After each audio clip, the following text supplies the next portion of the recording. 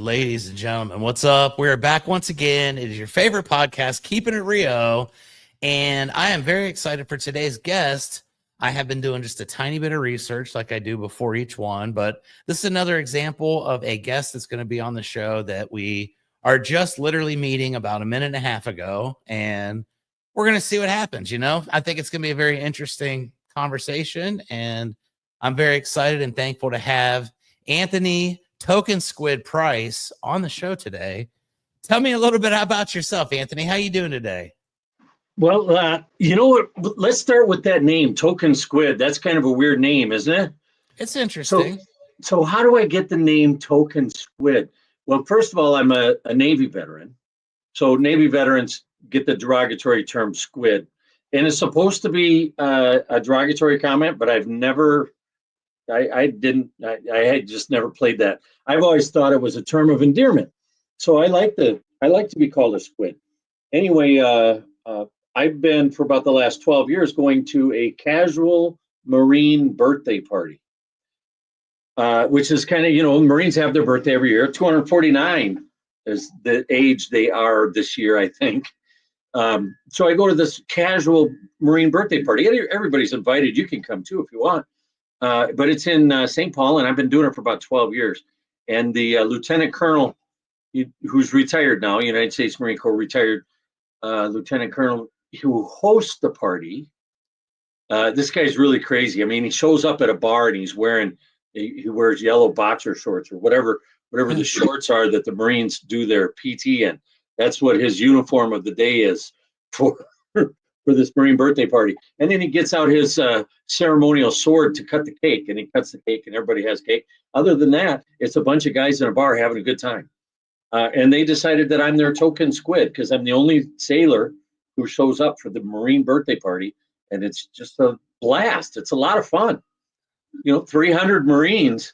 I don't know if you've ever hung out with any Marines ever. Once or twice, not very often though. I'm not probably not in a big group. No, where you're the only one who wasn't a Marine. You get yourself in a big group where you're the only one who is not a Marine. First of all, you never feel more safe on planet Earth. You just can't feel more safe. And secondly, Marines are a different breed. They are really a different breed, and they're a lot of fun to hang out with. So I make it a point to hang out with these Marines. And you know what I do while I'm hanging out with the Marines? I'm also sharing the stories of the work that I do as the executive director of the Gold Star Ride Foundation. And that's really what we came here to talk about, isn't it? Yes, sir. It absolutely is. That's going to be my very first question. Tell us a little bit about the Gold Star Ride Foundation. I hate to break this to you, Chuck, but that's not a question. Well, anyway, you'll never know that I have a degree in English. The Gold Star Ride Foundation, first of all, we're honoring Gold Star families across the country, lots and lots of them down there in San Antonio where you are. And I popped in on the news. I was on the news in San Antonio when I was there.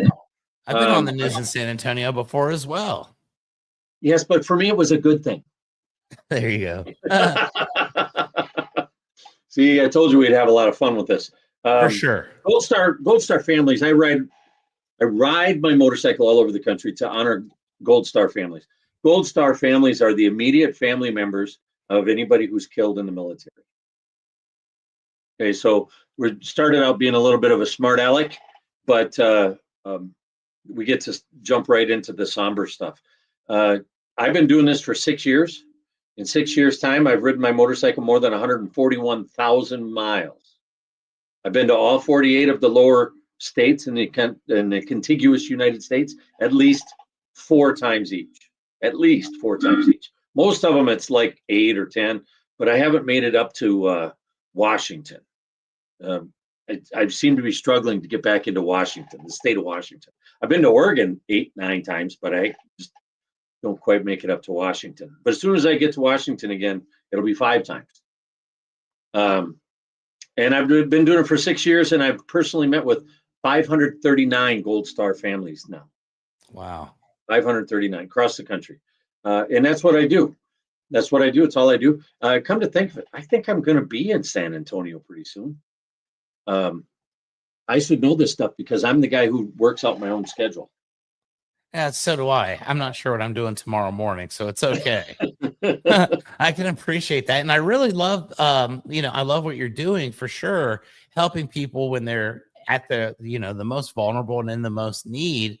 And I'm looking at the website. It's a complete voluntary Yeah, organization. Everybody's yeah, volunteer. everybody's a volunteer. We're a pretty small group. I do an awful lot of the work, but we've got 2 or 3 other people that will answer phones periodically or help us with this, that, or the other thing as we need some help with different stuff. Um, we're also very fortunate that we're a small organization, but we're doing big work, right? So we're covering the whole country, and we've met with 539 Gold Star families so far. But last year, when we did our taxes, we managed to get just about 84% of all the money that came in went back out to the families. Outstanding. So we're getting some things done. But listen, as long as we're talking about that, let your listeners can help us out because we still say no to some Gold Star families. It's kind of a first come first serve thing, but we still have to say no because we don't have enough. Yeah, and that's the whole purpose of our conversation today. We want to Yeah, spread the word as best we possibly can and help as many people as let's we tell a can. few people about the Gold Star Ride Foundation and the great work that we do, and some stories from the road. Maybe. Absolutely. What's the next question you got on your mind? How was the when you decided to join this and start this cause and start doing what you're doing? What was that like for you getting started? How did everything develop in those early days? Everybody wants to know that. The question is why. The question I'm going to try to answer for you is how did I get started? There you go. Okay. So how I got started, I've been riding motorcycles since Richard Nixon was popular. I like to say that because a lot of people half the people say, who is Richard Nixon? Huh. And the other half say, wait a minute, he was popular? Yes, he was very, very popular at the end of his first term. Um, anyway, that's when I started riding motorcycles. So I've been a motorcyclist for a long, long time. And about 8 or 9 years ago, some guys came to me and they said, hey, we're going for a motorcycle ride tomorrow. You want to come? And I said, you betcha. And I showed up on my motorcycle and down the road we went. And next thing I know, we're standing in somebody's yard and we pulled up to somebody's house and there was 75 motorcycles and we're all standing in the front yard. And the spokesperson for the group gets up to the door and he opens the door and out comes this Gold Star widow. She was probably mid-20s, just a young woman, and she had 2 little kids. And come to find out that she lost her husband, and because of there was some questions going on with what the VA was going to do and what the United States government was going to do for this particular family. But basically, she was cut off. She had lost all of the benefits that normally come with survivors when somebody gets killed in the military, and she was looking at being a welfare mom. That's what her options were. She was going to be a welfare mom. And these 75 people opened up their wallets right in front of me and put her back to college. Today, that woman is a vibrant pillar of her community. Her kids are mostly grown. It's been a while. So now she's playing an active role in her neighborhood and with her neighbors. She's doing things. She's not a welfare mom. She's contributing, and that's what all of us really want to do, I think. I don't think you've got too many listeners that are going, yeah, I wish I could just get a welfare check. I hope not. I would Well, think not, but I would hope not. one of the things that I get to talk about is, when you travel 141,000 miles on a motorcycle and you cover the whole country, you get to meet a lot of people. I get to meet people at the gas pumps. I meet people at the restaurants, at the hotels. I get to meet the Gold Star families that I met along the way, and I get to meet their friends, and I get to meet just the passersby. I get to meet people all the time. And because my motorcycle has Gold Star Ride Foundation logos and stuff all over it, and I'm wearing it on my back too. See? Nice. So it's not like nobody knows who I am when I'm out on the road, but I get an opportunity to talk to a lot of different people. And one of the things that I've probably the greatest thing that I've learned in the 6 years that I've been doing this is that Americans are the greatest people on planet Earth. The never mind what you see on the news, because the news is going to tell you whatever they need to tell you to scare the crap out of you. So forget the news. The news is not the people that are on the street. The news is not me and you. The news is not the people who are listening to this podcast. The news is not the truth. The truth is Americans are wonderful, wonderful people. It doesn't make any difference what color they are. It doesn't make any difference what their finances are. It doesn't make any difference what neighborhood they're in. Americans are just wonderful, wonderful people. Now, granted, there's probably a couple people who belong in prison, and they're probably in prison. And but I've been fortunate. I didn't get to meet those guys. So in any society, you're going to have 3 to 6% of people who are just jerks, sociopaths, assholes, whatever you want to call them. But in my travels, I can tell you the stuff that you hear on the news is just crap. That's not what Americans are like. Americans are great, great people, and they can't wait to come out of the woodwork to help you with whatever little issue you've got going on. I broke down and had people I did not know that I'd never seen before bend over backwards to help me in West Virginia, in Alabama, in Texas, in Montana, in New York, and just throughout the whole country. They just can't wait to come help me. As a matter of fact, I had so many people come out to help me. I wrote a book about it. I love it. You're my 18th author. I'm your 18th author? 18th author. There you go. Yeah, but I'm the best one. What's that? I'm the best one. Absolutely. I agree 100%. Anyway, the book is called Yours Very Sincerely and Respectfully. I stole the title. A lot of people want to know that too. Where did you get that? That's a weird title. I stole the title from a letter that was written by Abraham Lincoln to a Gold Star mom during the Civil War. Now, she wasn't called a Gold Star mom during the Civil War because they didn't have that term at that time. But she lost, she had lost 5 boys in battle. So Lincoln put it upon himself to write her a personal letter and express his condolences. Anyway, when we go visit the families, see, I got things I can show you. So when we go visit the families, we leave them this little plaque and we put the name of the fallen hero and stuff on there. But what's engraved here on the plaque is that letter that Abraham Lincoln wrote. And I'm guessing that, well, I don't know, maybe you can read it. Can you read it? I can't read it. It's pretty far away from my face at the moment, but I'm going to go back later and kind of look at it. Well, listeners, go ahead, freeze the frame, read the letter. Yeah, there you go. Now we're back. Anyway, so Lincoln signed that letter, Yours Very Sincerely and Respectfully. So that's the name of the book, Yours Very Sincerely and Respectfully. And I wrote that book after I had visited with 64 Gold Star families on a motorcycle ride that took me 2 full months, riding an average of 307 miles a day, 7 days a week. I made it to 44 states and I met with 64 families and then I wrote a book. So if you're doing the math, if you're doing the math on this, you're going, hold on a second here. You wrote a book after 64 families, but you've now met 539 families. Exactly. That is exactly what I was thinking. And I was going to ask you that very question. There might be a sequel. There might. I've been collecting stories of the road, and I'll share some of those stories with you guys right now too. But yeah, there's some stories from the road that need to be put into a book, and there will be a sequel. And the truth of the matter is, we're not in any bookstores. The book is not available in any bookstore anywhere in the country, and we've still managed to sell 7,000 copies so far. All the money from the book, by the way, goes back to the foundation. Everything goes to the Gold Star Ride Foundation. So yeah, there might be a sequel. I don't think it'll be after Christmas, but soon, early 2025, we'll look for a sequel.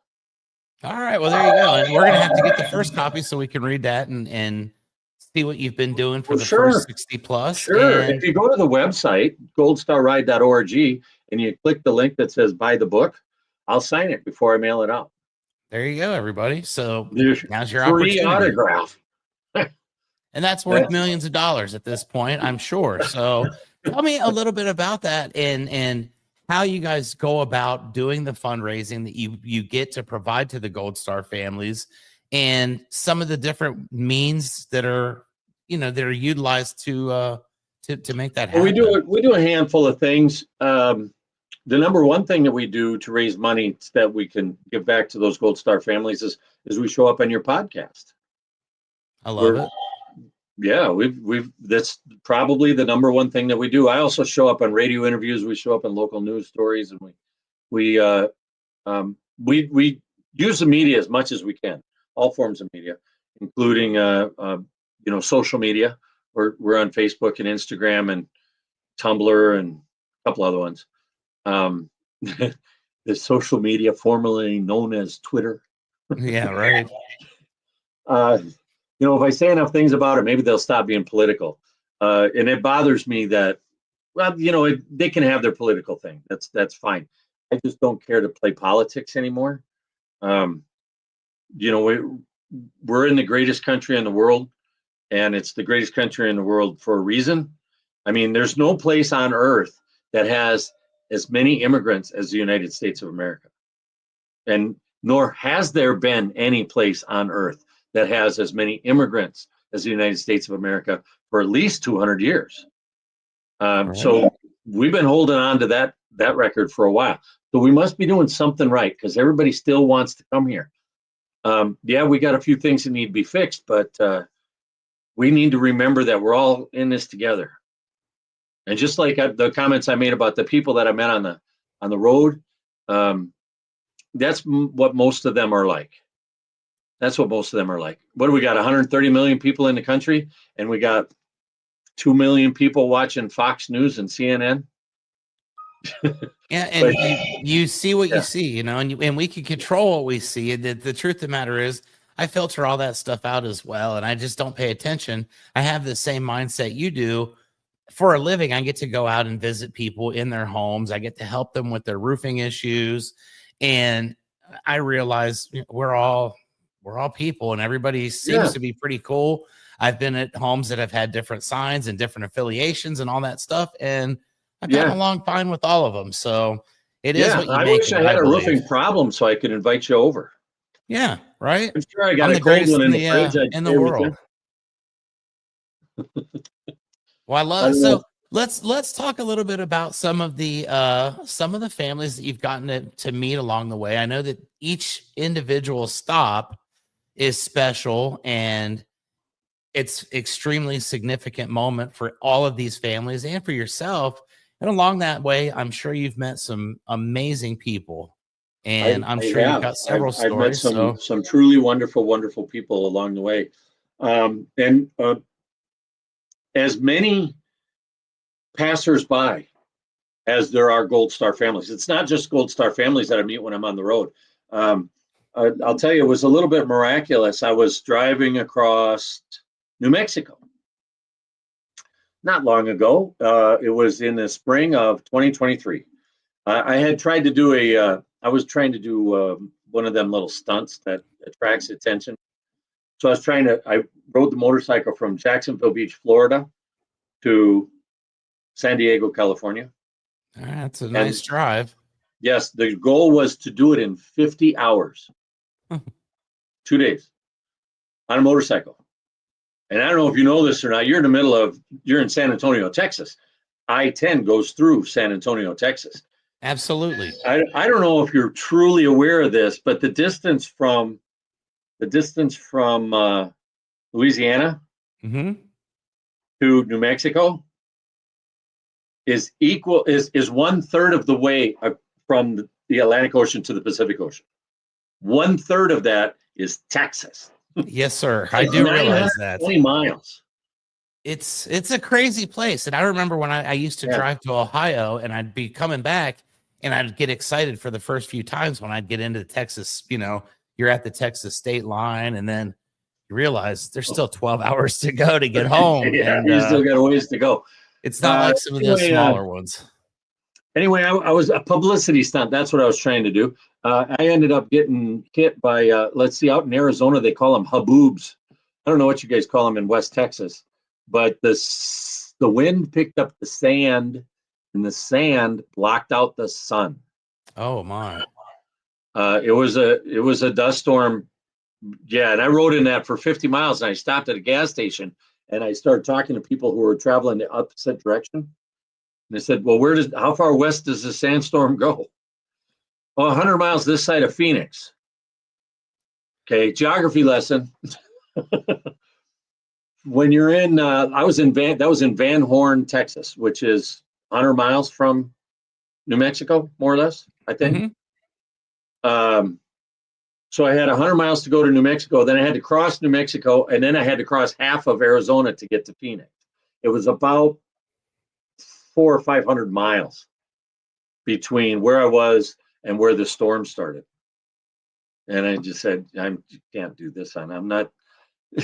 I don't have a death wish. I don't wish to ride. I'm not going to ride 400 miles in a sandstorm on a motorcycle. So I was very sad about it, but I stopped in Van Horn for the night. And the next day it was beautiful. Took off riding again. I had changed my plans because I couldn't make it in the 50 hours. So I started seeing Gold Star families right away. Anyway, the point of the story is I made it out to San Diego, and I was on my way back. And most of the families, I saw a family in El Paso while I was westbound, but most of the families in Texas, and I think there were 17 of them on that particular trip, they were all going to be visited on my way back to Florida. And I'm cruising across New Mexico on US Highway 60, I think. Anyway, I'm cruising across. It's 2-lane road, 1 lane going each direction, and it's a beautiful day. It's 80 degrees. This is March 2nd, more or less, give or take 2 days. And I'm just enjoying the heck out of this ride. It's just me and the blue sky and mountains. And I'm on a fairly deserted road. There's hardly any traffic at all. I got the cruise control set at 85 miles an hour, and I'm just enjoying the heck out of this. And I passed the town, so I knew there was a town behind me, 25 miles. And then I saw a sign that said the next town was Fort Sumner, and it was 50 miles in front of me. And it was right about here that the computer on the motorcycle threw a code. Okay, what does it mean to throw a code? It means the computer monitors systems on the engine, and it monitors anti-lock brakes, and it monitors a handful of things. But when it throws a code, it will tell you what the code is, but it senses a problem in the engine, and it won't let you go faster than 15 miles an hour. So they call it limp mode. Okay, so the computer threw a code, and I stopped and I checked the code. Oh, there's the code. Let's look it up, see what it is on the phone. And I looked at and there's no service on my phone. I'm not gonna. I can't. Yeah, can't do it. And I spun in a circle. I did one of these. And the only thing that I could see with my naked eyes, the only thing I could see that was man-made was the road I was standing on. There were no fences, there were no buildings, there were no poles, there was no nothing. I was in the middle of, I might not have been actually in the middle of nowhere, but I was within a mile or two. I gotcha. So I got 2 choices. I can ride back 25 miles to the town that's behind me, but there was only 4 people that lived in that town. There's no way I'm going to get any help. Or I can ride into the town that's in front of me, that's 50 miles in front of me. 3.5 hours later, I pull in a Fort Sumner, New Mexico. That's a famous town because that's where Billy the Kid is buried. Fort Sumner, New Mexico.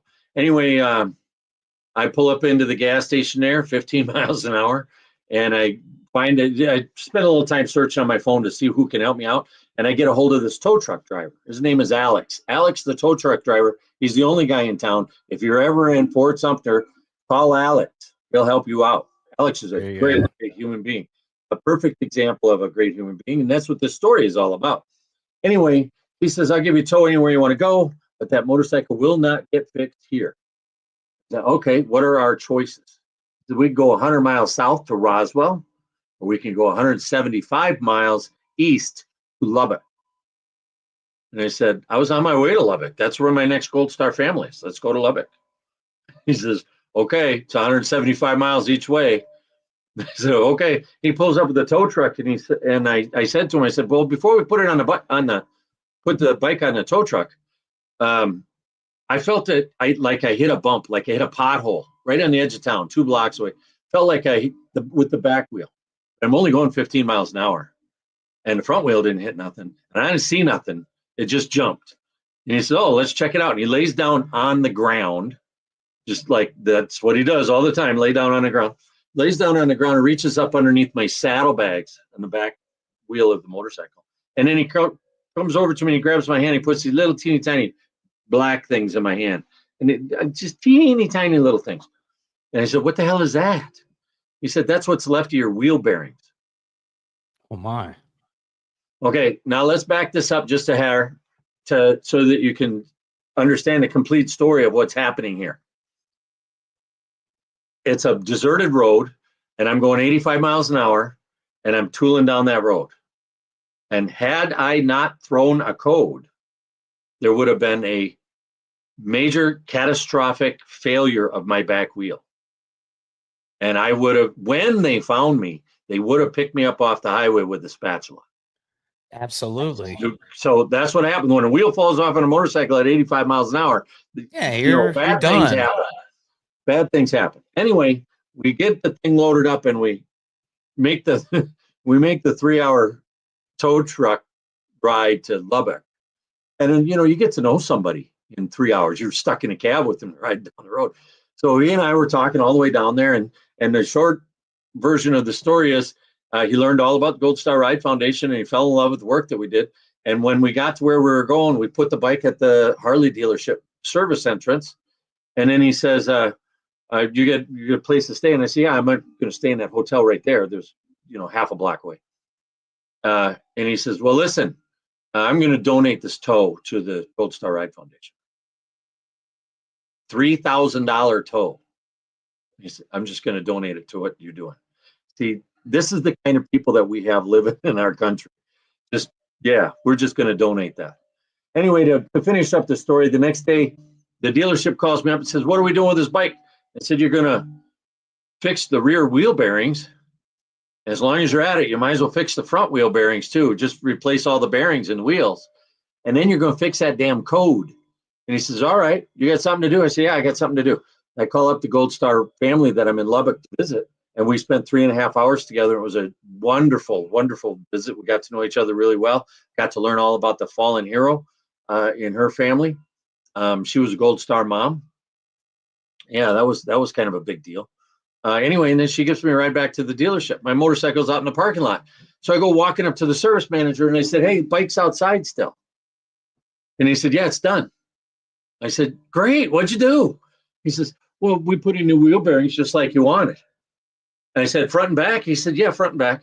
And those back ones were horrible, horrible, bad shape. You're lucky you got in here when you did. I said, what else did you do? He said, nothing. I said, what about the code? He said, there wasn't a code. I said, did you check the computer's history? Because it remembers codes from, last year and the year before. I said, you check the history in that computer? He said, yeah, we checked the code, the history in the computer. There was no code. And here's the bottom line in that.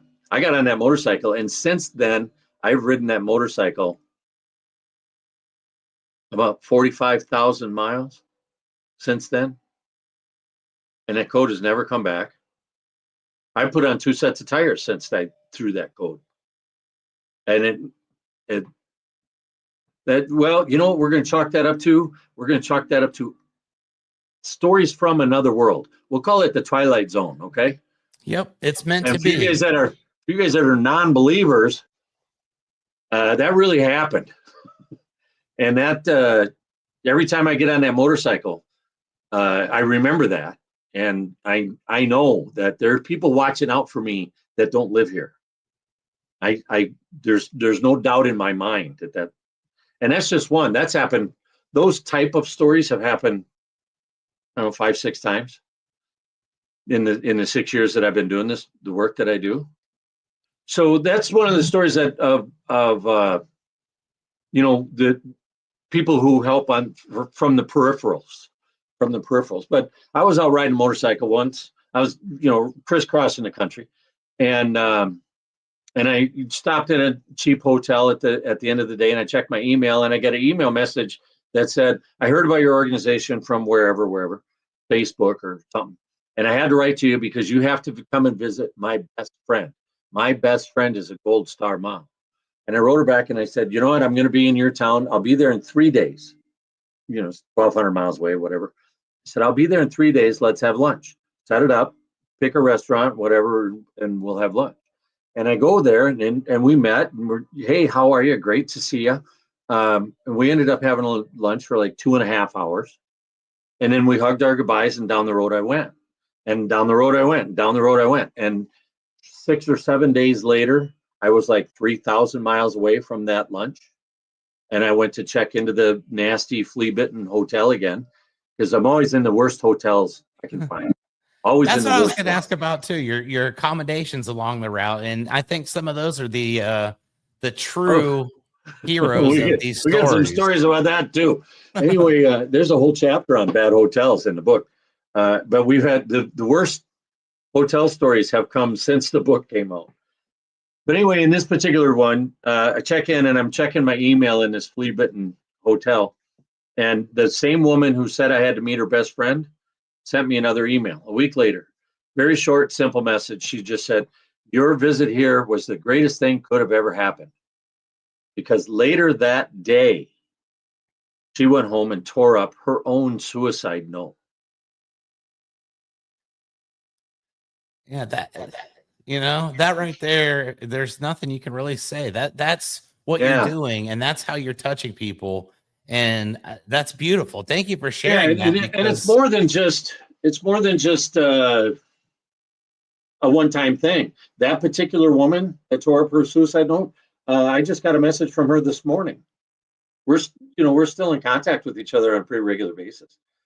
I'm so intensely lucky because I have met 539 Gold Star families. There's not a single Gold Star family that I can think of that wouldn't open the door to me, wouldn't buy me lunch, barbecue in the backyard, offer me a cold beer, whatever. Or let me call them if I'm in their town and I get arrested. I can call them at 2 o'clock in the morning. They'll come and get me out.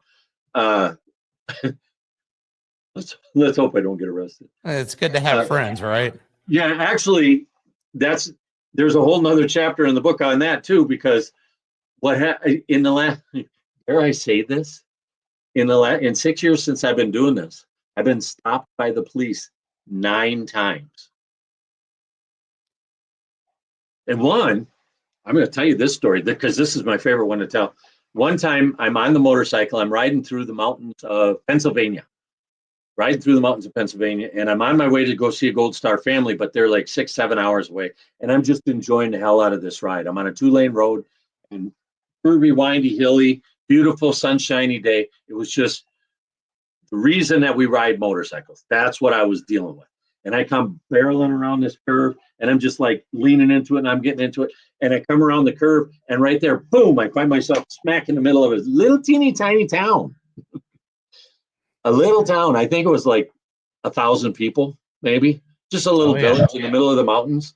And I go, "Oh shit, I gotta slow down." And I immediately back off the throttle. And as soon as I back off the throttle, I see the blue and red lights in my rear mirror.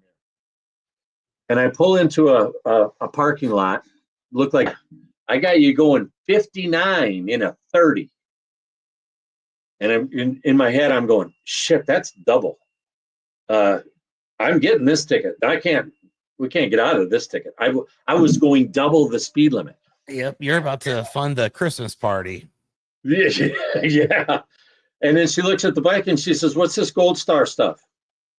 And I tell her about the Gold Star Ride Foundation. And I say, "Yeah, I'm on my way to go see Gold Star family about 6 hours east of here." And she says, and then she turned around and opened up her car door. And she said, "I came home from Iraq 2 years ago. You have a nice day." And got in her car and drove away. The law enforcement has a tendency to smile on me when we meet on the highway. Sometimes they're a little bit stern about it. I got stopped once.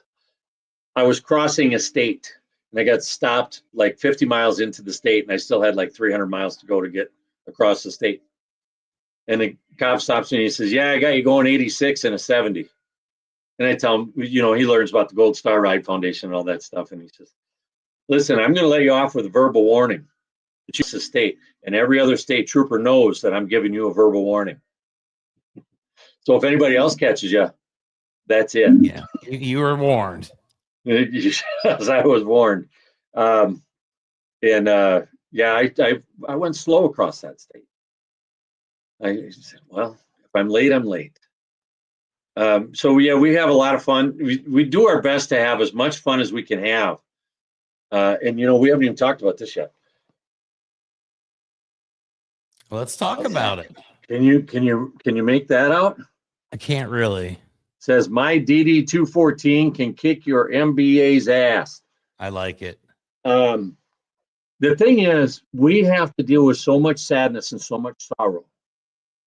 I've been to one shy of 540. If I'd been to 540 Gold Star families in 6 years, that's 90 per year. And that's the equivalent of 90 funerals. Every one of those families, they already had the funeral. We're just going to go relive it. We're going to go remember the fallen hero. And that doesn't even count the funerals that I go to, because now that I'm happily into my 60s, funerals are a social event. So we have to do as much as we can to be smart asses, to laugh and joke, and we got to take it to whatever extreme we can. So incidentally, I'm wearing my patch right here. It says my DD-214 can kick your MBA's ass. Anyway, DD-214, that's proof that you served in the military. It's a government document that says that you served in the military. MBA is a representative of college education. So I tell you this, you're a civilian now. So you look at it and say, yeah, that's kind of cute. Veterans look at that and they start laughing from across the room. Before we even talking, they see that and they're just laughing. Incidentally, I do believe that either the patch or the hat is available on our website. And give us the website once again.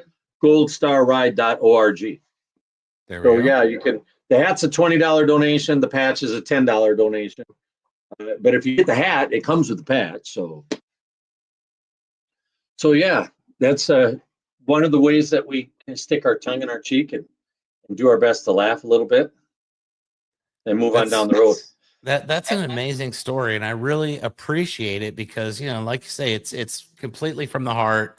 90, that's every fourth day, and that's a full-time job in itself, and what you're doing is very heroic, and you are changing people's lives forever in the time of need when they really need that. So I can understand why the police and everybody would be very favorable to you, and why it would make so much of an impact to so many different people that you see along the way. Well, thank you very much. I just love hearing words like that. Yeah, and I'm just not even sure where I should go next, because there's so many different things that we could talk about. One of my stories that I like to sometimes share with people is that, there's a great deal of sadness that comes along with it too. So I shared the story about the suicide note, and I don't know that she was the only one who was going to commit suicide and change their mind. I think that there were probably quite a few Gold Stars that changed their mind after the visit with us. There was I get to learn about stuff like, oh, my sister was killed. She was an officer. She's working at the Pentagon. She was 34 years old, and she just ran a marathon, but she died of a heart attack. I said, okay, that doesn't make any sense to me. 34-year-olds that run marathons do not have heart attacks. Okay, so now we got a murder. The family's still a Gold Star family, but they're a Gold Star family because of a murder. There was another one in upstate New York. The guy was wicked smart. He was doing all the crypto stuff, and he was advancing in the ranks as fast as anybody can. He spoke 8 languages, and he just knew computer technology, and he was wicked smart, super smart guy. And one day his family got the phone call. They didn't get the phone call. They had the people knocking on the doors to tell them that their son was had been killed, and they said he died of suicide. And the dad and the brother went to check him out, and they said they went to the coroner, and they said he died of a suicide. Really? That's a 30-30 shell in the back of his head. You're going to tell me he did that himself? Okay, now all kinds of things are going on different. He was involved in some corporate. He was getting ready to put some bad guys away. He was going to be a witness in some stuff to put some bad guys away. But originally they called it a suicide. He was shot by a high-powered rifle from a long, long ways away into the back of the head, but they were going to call it a suicide. So there's another family that has to deal with the murder. And believe it or not, the number of Gold Star families that I get to meet who are certain that their son or daughter or brother or sister or mom or dad, they're certain that it was a murder, but the military called it a suicide. That number is, there's too many of them for me to even pass judgment on. But some of them are just absurd. Incidentally, the one with the bullet to the back of the head, that's still an open investigation and still an unsolved case. But they did retract the suicide cause of death. So yeah, and I get to hear a lot of different stories. One time I got to have lunch, I had dinner with some friends down in Pensacola, Florida, and the guy was telling me what it was like to be a pilot for the Blue Angels.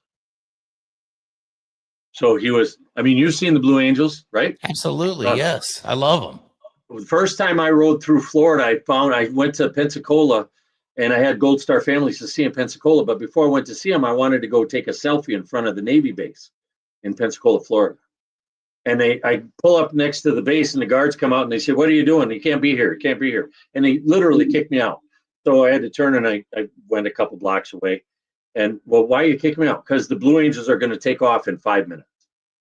So I literally went across the bay, parked the motorcycle where there was nobody, and watched the Blue Angels air show. And it was just, those things are really awesome.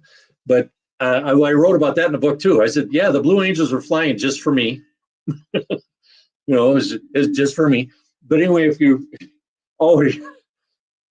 told you we like to do things, we like to have as much fun as possible, right? So when COVID hit, the joke that I was telling everybody was, because you got to be a 6 foot distance, the Blue Angels had to stop flying because they fly closer together than that. However, the Air Force Thunderbirds were allowed to continue to fly. So there's your standing joke. But anyway, I recently watched a documentary on the Blue Angels. Those SOBs, those crazy SOBs in those jets are 12 inches apart at 400 miles an hour. They could literally, I mean, if they didn't have their canopies, they could literally reach their arm out and touch the other guy. They're that close. Just insane what these pilots can do. But anyway, I ended up having dinner with one of the Blue Angels pilots. He wasn't only the pilot, he was the leader. And we got done with the dinner. We're walking through the restaurant, and he stops and he says, "Check that out." And he points up at the wall. There's a big shadow box up there with a Blue Angels flight suit, and it's got his name up on the lapel. And I said, "That's so cool." So yeah, I've been fortunate enough to meet senators and congressmen, and yeah, we do our best to have as much fun as we can, because we know that when we're hanging out with the Gold Star families, we're going to have to deal with sadness. I make it a personal goal for me to try to say something that results in the Gold Star family that I'm meeting with, that results in them at least smiling or cracking a grin or or chuckling a little bit. I try to be as much of a smartass as I can, but you know what? I'm not a professional comedian. Although I did want to be one once upon a time, but that was decades ago. I think Lyndon Johnson was president then. But I just do what I feel very, very fortunate because I'm in a position in my life where I can actually do this. And it means a great deal to me to go meet these moms and dads and brothers and sisters, and then brothers and sisters in particular, uh, because there's nobody else. There's no other group. There's no part of the government. There's no place for brothers and sisters to turn. Right. So last time I wasn't in San Antonio, I was in Austin. So forgive me for this. I was a little bit north of you. I was in Austin, Texas. And I stopped in to see a Gold Star mom, and she introduced me to her other son. So she had lost one son in the Army, and she had another son. The other son was 15 years old. And I kind of pushed her aside. I said, all right, me and this boy are going to talk, and I'm going to hang out with him because he's 15 years old. He lost the guy who was teaching him how to throw a football. He lost the guy that was teaching him how to get through high school algebra. He lost the guy that was teaching him how to catch a grounder playing baseball. He lost a very, very influential person in his life, extremely influential. And nobody's even bothering to tell this guy sorry. He goes to school and they say, oh, you're not over that yet? Right. I mean, that's the way it is with brothers and sisters in particular. Sons and daughters get a lot of attention. Moms get tremendous amount of attention. Dads get some pretty good attention too. But brothers and sisters are totally ignored, totally forgotten. So I personally make it a point to stop and see brothers and sisters. There was a brother I got to go see in Florida. And we showed up with about 14 motorcycles. That was kind of a cool day. We showed up with 14 motorcycles. This kid was he was in college, living in a dorm the day that we got there. But he had communicated with us like a week or two earlier that he was, his heart isn't in it. He's going to drop out of college and he doesn't want to have anything to do with higher education anymore. And we stopped to visit this guy, and I got to make him feel important. And that's the best way I can put it. I got to make him feel important, and he re-registered or did whatever he had to do to go back into classes, and he graduated, and now he's a registered nurse working for a hospital I think he's working in a hospital up by Seattle, Washington. Although he was going to nursing school in Florida, but he was going to drop out, but then he didn't. So yeah, that's the life changing, and like you said, it's the ones that are overlooked, and I think that's the most important aspect of the whole thing is you are helping those that are overlooked in those situations, not intentionally, but just throughout the entire process of grieving and what the other family members are going through as well. That's amazing that you are there to help people. And like you said, there are probably countless names that you'll never know that were right at the brink of just saying, you know what, there's nothing here. I'm about to check out. And you show up and kind of put a different perspective on them. And I don't even really know how to say, thank you in the volume that it deserves. But that's really inspiring, and I really appreciate it. Well, thank you. It's again, I get to go through my own troubles. I'm married, and my wife gets a little upset when I'm gone for a month at a time. Probably the key to a happy marriage, honestly. Take a month apart.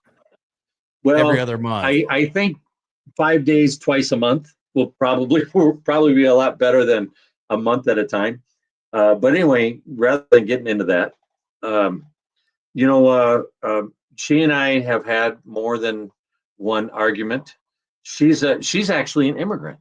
Didn't we talk about immigrants earlier in this very conversation? So she's actually an immigrant from another country, and she didn't have any connection to the United States military at all. It was just this mythical creature that existed someplace out there to protect everybody in the United States. She never came in contact with it at all until she met me. And we've been together now for just shy of 15 years. And we have our fair share of troubles at home also. And largely they're because I want to go off on this mission. So in the 6 years that I've been doing this kind of stuff, I've been really, really lucky because she's come with me on a lot of them. So she'll come with me and she'll meet the Gold Star families, and she'll be in tears, just like me and just like them. And she's really come to have a very keen understanding, probably has a better understanding of what it means to be part of the military in the United States than the average civilian walking around on the street who doesn't have any moms, dads, brothers, or sisters that are in the military. So yeah, I'm kind of lucky with that.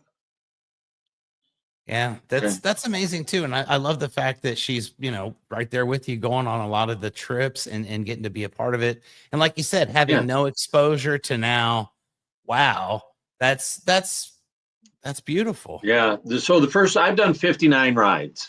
Ride number 59, I think, ended 2 weeks ago or 3 weeks ago. So I've done 59 rides, but when I was gearing up to do the first one, I geared up for it for 18 months. It's like planning this and trying that and doing this to try to get it paid for. And a lot of the book that I wrote is about that first mission that I went on and how I managed to pull it off with no money. I mean, and I don't mean we didn't have enough. I mean, we had none. I was 1,000 miles from home with an empty gas tank and $1.50 in my pocket. Literally $1.50 and no credit cards. And, so we pulled off a lot of miraculous things. But in that year and a half that we were planning for this stuff, that was before she had ever met a Gold Star family. So she didn't know what we were getting into. And a lot of what I had to do to go lend my support to these families, a lot of what, she didn't have any concept of it whatsoever.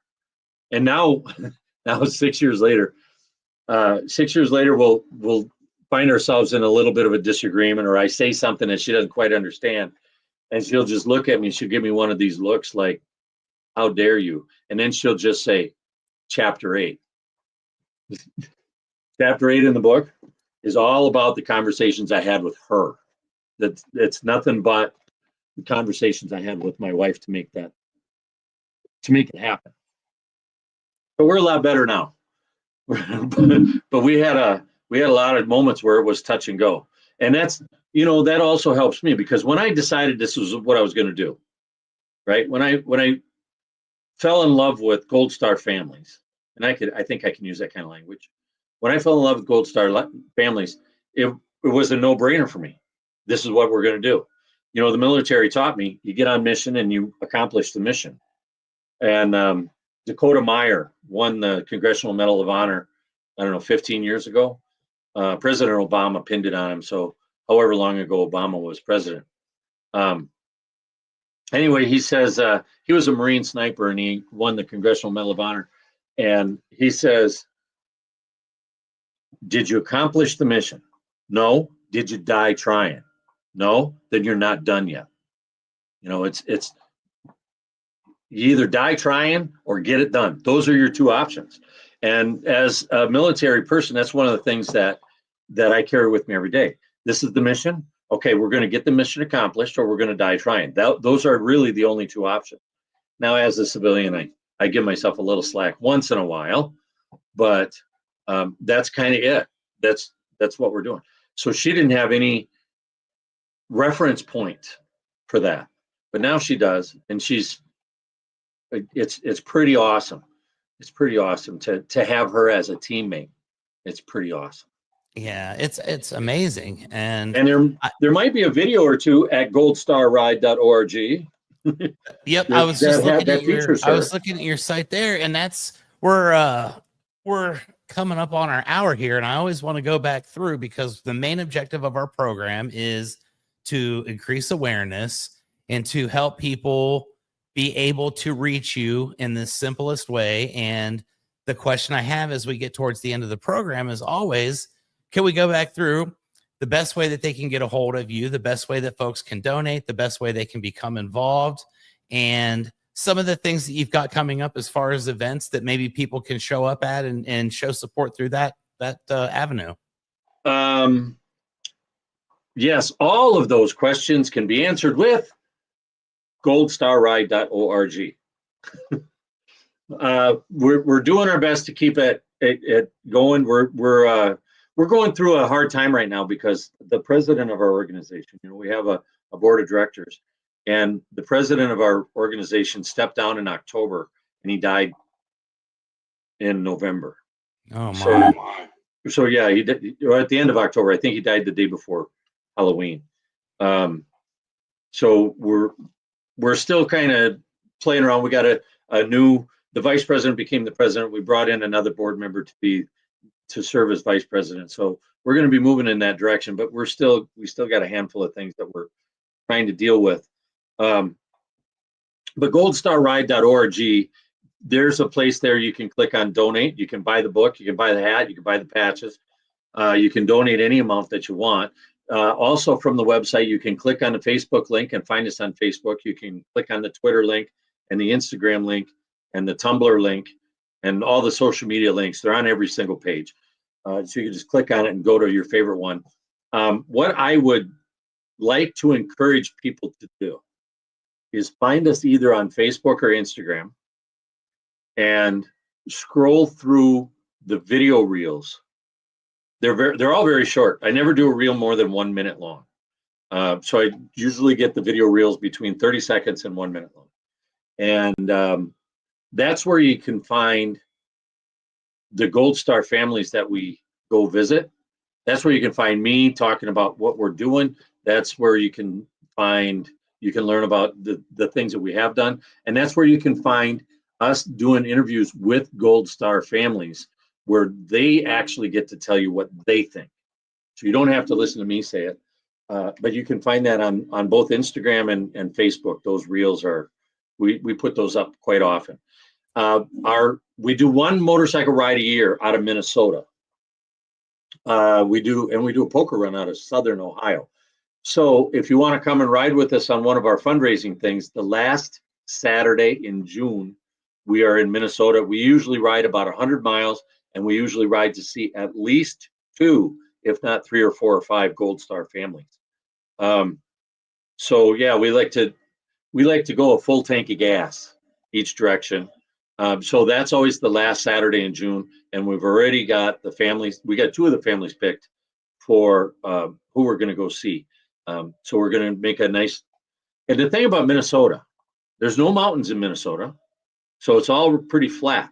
But there are no straight roads either. When you get north of Minneapolis and St. Paul, there are no straight roads because 13,000 lakes makes it you got to go crooked. So we're going to ride around a whole bunch of lakes that day. It'll be June 28th, 2025, and you're going to have to watch for the date. It's also in June when we're going to do a poker run in Brookville, Ohio, in the Dayton, Ohio area. So that'll be in June also next year. And then we have a lot more happening. I think we're going to be riding through from Florida to Texas in March. That's usually when we do that. And then we'll do something again from Florida to Minnesota in late April. And then in May, we're going out to the East Coast. Then in June, we already talked about that. And yeah, we're just going to keep on going. I love it. In the meantime, it's goldstarride.org. Yep, and what you're doing is so amazing. It's so heartwarming to listen to the stories and to know all the people that you're touching. And that's really what I love about doing this podcast is I get the opportunity to speak to folks like yourself who are really out there making a difference. And like you say, this doesn't get a lot of public, fanfare throughout the regular media channels. So I appreciate you taking the time to be on my podcast tonight and to talk a little bit about it. And I'm going to go follow Gold Star Ride Foundation right now on all social media channels. And you're probably going to see a slight donation from me as well. So I really appreciate it. And open invitation, my friend. Anytime you'd like to come back and share some more stories, this is episode somewhere in the 190s, and I plan on doing 2,500. So I've got a couple more episodes available down the line if you'd like to share some more of your experiences. And well, I'll reach out to you next time I'm in San Antonio. We'll see if I can come into your studio. There you go. We'll grab some lunch. We'll have a good time, and I appreciate that. And until next time, everybody, thank you guys for watching. It's Keeping It Rio, and we will see you next week. Thank you.